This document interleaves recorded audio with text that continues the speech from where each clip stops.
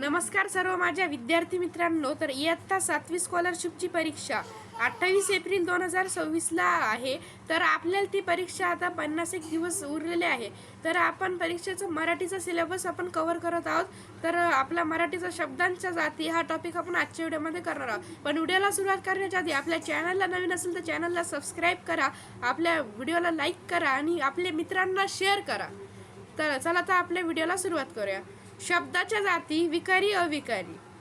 शब्दांच्या जाती विकारी अविकारी यामध्ये आपल्याला इंग्लिश ग्रामर असतं, नाऊन प्रोनाऊन सर्व म्हणजे मराठी ग्रामरमध्ये असतं नाऊन प्रोनाऊन. बघा तर नाम म्हणजे काय? नाऊन. नामाची व्याख्या काय आहे? ज्या शब्दाने व्यक्ती, वस्तू, स्थळ, प्राणी, भावना किंवा कल्पना यांचे कळते त्याला नाम असे म्हणतात. त्यांनी काही माझं नाव दर्शन आहे, तुमचं नाव असेल समजा सारुष, सार्थक असे इत्यादी, रोहन, राम, श्याम अशा अनेक नावांना आपलं नाव आहे. समजा प्राण्यांचे नाव सिंह, कुत्र आणि वस्तूंचे नाव टेबल, लॅम्प असे अनेक नावांपासून त्याला नाम असे म्हणतात. ठीक आहे. तर नामाचे प्रकार आपण बघत आहोत. तर नामाचे प्रकार कोणकोणते असतात ते पण आजच्या व्हिडिओमध्ये आपण बघणार आहोत. नामाचे प्रकार काय? सामान्य नाम. ज्या नामाने एवढ्या सामान्य व्यक्ती, वस्तू, प्राण्याने नाव कळते त्याला सामान्य नाम म्हणतात. जर एखाद्या सामान्य व्यक्ती, सामान्य जो व्यक्ती असतो त्याची वस्तू किंवा प्राण्यांचे नाव कळते त्याला सामान्य नाम म्हणतात. उदाहरणार्थ मुलगा, शहर, शाळा, फूल, नदी.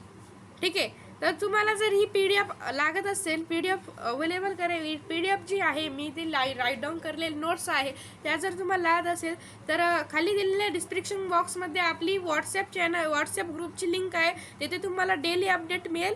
ठीक आहे, ते जॉईन करा नक्कीच. चला तर आपल्या नेक्स्ट क्वेश्चनकडे जाऊया. तर नेक्स्ट क्वेश्चन, शब्दांच्या जाती विकारीमध्ये आपला विशेष नाम. नामाचे प्रकार आपण बघत आहोत. तर नामाच्या प्रकारमध्ये पहिला जो आहे आपला सामान्य नाम आपण बघितलं, तर आता विशेष नाम बघत आहोत. एखाद्या विशिष्ट व्यक्ती, स्थळ किंवा वस्तूंचे नाव दर्शवणाऱ्या नामाला विशेष नाम म्हणतात. एखादी विशिष्ट व्यक्ती असते आणि त्याचे स्थळ किंवा वस्तूचे नाव दर्शवणाऱ्या विशेष नाम असे म्हणतात. उदाहरणार्थ गोड आंबा. आंबा कसा आहे? गोड आहे. आंबा कसा आहे? आंबाचे गुणधर्म, आंबाचे विशेष सांगितलंय. आंबा कसा आहे मित्रांनो? गोड आहे. त्याच्यानंतर उंच. इमारत कशी आहे? उंच आहे. उंच इमारत. इमारत कशी आहे? उंच. मुलगा कसा आहे? हुशार. हिमालय कसा आहे? मोठा. सह्याद्री कसा आहे? पर्वत आहे. उंच शिखर पर्वत आहे. ठीक आहे. तर विशेषणाची काही वैशिष्ट्ये आपण बघणार आहोत. विशेषण नाम किंवा सर्वनामाच्या अधिक माहिती देते. विशेषण नेहमी नामापेक्षा आणि सर्वनामापेक्षा अधिक माहिती देते. आपल्याला जर रोहन असं करतो, पण रोहन काय करतो याची माहिती विशेषण देते. विशेषणामुळे वाक्य अधिक स्पष्ट आणि सुंदर होते. विशेषण सहसा नामाच्या आधी येते. त्यांनी सांगितलं विशेषण सहसा नामाच्या आधी येते. चला तर आता आपल्या नेक्स्ट पॉईंटकडे जाऊया. ओके. तर आता बघूया आपण प्रोनाऊन म्हणजे सर्वनाम. आता सर्वनामाचे कसं आहे सर्वनाम बघू. तर सर्वनामाची व्याख्या काय? नामाऐवजी वापरल्या जाणाऱ्या शब्दांना सर्वनाम असे म्हणतात. आता नाम आहे, समजा आपण रोहन शाळेत गेला, याच्याऐवजी आपण तो, ते, ती, त्यांनी असे शब्द वापरतो. ठीक आहे.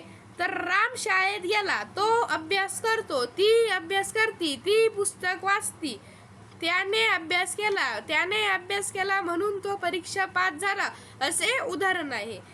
येथे राम ऐवजी तो हा शब्द वापरला आहे म्हणून तो हे सर्वनाम आहे. येथे त्यांनी राम या शब्दाऐवजी तो हा शब्द वापरला म्हणून तो सर्वनाम आहे. ठीक आहे. तर खाली सर्वनामाचे वैशिष्ट्य बघूया. तर सर्वनामाची वैशिष्ट्ये.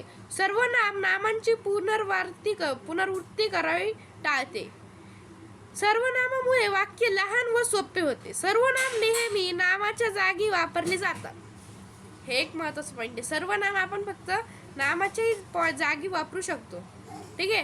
तर चला आता आपण आपल्या नेक्स्ट क्वेश्चन पॉईंटकडे जाऊया. ओके, तर आपले स्कॉलरशिपचे सर्व आपण मोटिवेशनसुद्धा तुम्हाला देणार आहोत, मोटिवेशनल व्हिडिओसुद्धा बनवणार आहोत. स्कॉलरशिपचे सर्व धडे आपण आज व्हिडिओ क्लिअर करणार आहोत. म्हणून आपल्या चॅनलला सबस्क्राईब करा, व्हिडिओला लाईक करा आणि आपल्या मित्रांना शेअर करा. ठीक आहे. तर चला तर आपण आता पुढील क्रियापद बघूया. चला तर विद्यार्थी मित्रांनो, आता बघू आपण क्रियापद. क्रियापद म्हणजे वर्ब. क्रियापदाची व्याख्या काय आहे? वाक्यातील कृती, घटना किंवा अवस्था दर्शवणाऱ्या शब्दाला क्रियापद असे म्हणतात. उदाहरणार्थ, राम खेळतो. क्रियापदामध्ये काय सांगतं आपल्याला? वाक्य कसं, क्रिया काय घडते वाक्यामध्ये? राम काय करतोय? खेळतोय. सीता काय करते? वाचते. पक्षी काय करते? उडताय. आपल्याला त्याच्यात क्रिया सांगितली. राम खेळतो, सीता वाचते, पक्षी उडतो, माणूस नाचतो, आपण समजा आरुष नाचतो, असे अनेक नाव आपण घेतले. तर बघायला गेलो तर इथे खेळतो, वाचतो, उडतो हे शब्द कृती दाखवतात, म्हणून ते क्रियापद आहे. हे खेळतो, वाचतो, उडतो, लिहितो, खातो, पितो हे सर्व गोष्ट कृती दाखवतात. आपण काय करतोय हे सर्व हे गोष्ट दाखवत असतात. तर म्हणून आपलं ऑप्शन नंबर हे, म्हणून आपलं क्रियापद याला आपण असे म्हणतो. चला आता क्रियापदाची काही वैशिष्ट्ये आहे ते आपण बघणार आहोत. क्रियापदाचे वैशिष्ट्ये. ठीक आहे. तर क्रियापद वाक्यात कृती किंवा काम दाखवते. क्रियापदामुळे वाक्य पूर्ण अर्थपूर्ण होतं. क्रियापद कर्ता, सब्जेक्ट यांचे संबंधित असतात. ठीक आहे. क्रियापद वाक्याच्या कृतीचे काम दाखवते. क्रियापदामुळे वाक्य पूर्ण अपूर्ण होतात. क्रियापद कर्ता, सब्जेक्ट यांच्याशी संबंधित असतो. आपला क्रियापद हा टॉपिक झालेला आहे. तर आता आपण नेक्स्ट टॉपिककडे बघूया. आपल्या इंस्टाग्रामवर sonar-darshan24 हे आपलं पेज आहे. या पेजला नक्की फॉलो करा. स्कॉलरशिप अपडेटसाठी आपण तिथे अपडेट टाकूच राहूया. ठीक आहे. चला आता आपल्या नेक्स्ट पॉईंटकडे वळूया. तर अशा पद्धतीने आपल्या शब्दाच्या जाती, विकारी अविकारी यामध्ये आपण नाम, पहिला टॉपिक आपण घेतलं तर नामाचे सर्व प्रकार बघितले आपण. नाम कसं होतं, मग यानंतर शब्दांच्या जातीमध्ये आपण नाम क्लिअर केलं. त्यानंतर सर्वनाम, विशेषण, क्रियापद, क्रियाविशेषण अव्यय, शब्दयोगी अव्यय, उभयान्वी अव्यय, केवळ प्रयोगी अव्यय हे 8 टॉपिक आहे. आजच्या व्हिडिओमध्ये आपण नाम हे टॉपिक कव्हर केले आहे. तर आता आपण नामाचे प्रश्न घेऊया आणि चला मग आता आपण नामाचे प्रश्न सोडवूया. तर चला तर आपण स्वाध्याय नवनीत पुस्तकाचा स्वाध्याय आपण बघत आहोत. पुढील शब्दातील सामान्य नाम कोणते? तापी, कृष्णा, नदी, गोदावरी. सामान्य नाम यामध्ये आपल्याला हे तापी हे काय विशेष नाम आहे. ठीक आहे, हे नाही येणार. त्यानंतर कृष्णा हे पण नाही येणार, हे कृष्णा पण नाही येणार. त्याच्यानंतर गोदावरी हे पण नाम आहे. नदी काय सामान्य नाम आहे, म्हणून नदी आपला option number 3 is the correct answer. पुढील शब्दातील भाववाचक नाम कोणते? पुढील शब्दातील भाववाचक नाम. आता भाववाचक नाम म्हणजे काय आपण बघूया. ज्या भाववाचक नामामध्ये आपल्याला असतात की, तर भाववाचक नामामध्ये असं सांगितलं असतं, ज्या नामामध्ये प्राण्यामधील किंवा पदार्थामधील गुणांचा, भावांचा अथवा धर्माचा गुण बोध होतो त्याला भाववाचक आणि धर्मवाचक नाम म्हणतात. भाववाचक म्हणजे काय? ज्या नामामध्ये प्राण्यांमधील व पदार्थांमधील गुणांचा, भावाचा अथवा धर्माचा.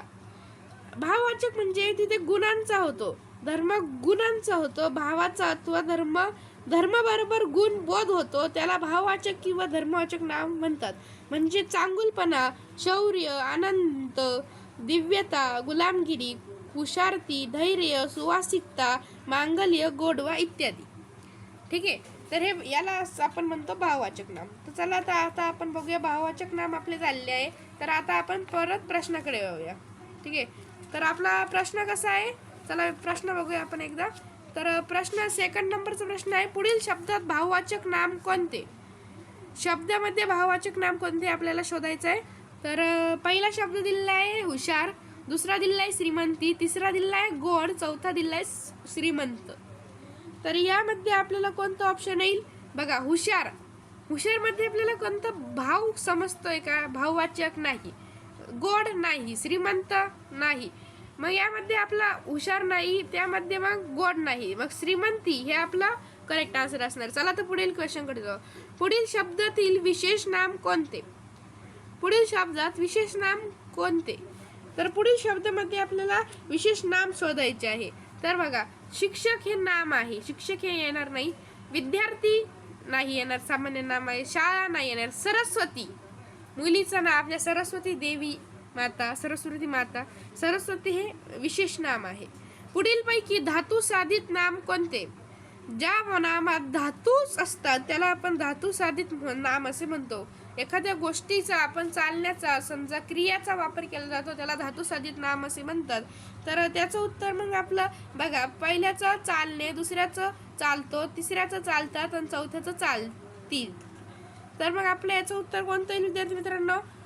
याचं उत्तर आहे बघा, चालतो नाही येणार, चालतात नाही येणार, चालणे हे भाववाचक आहे, पण चालणे हे आपलं करेक्ट आन्सर असणार आहे. पुढील भाववाचक नाम कोणते? पुढील भाववाचक नाम आहे, 5चं उत्तर आहे option number 3 is the correct answer.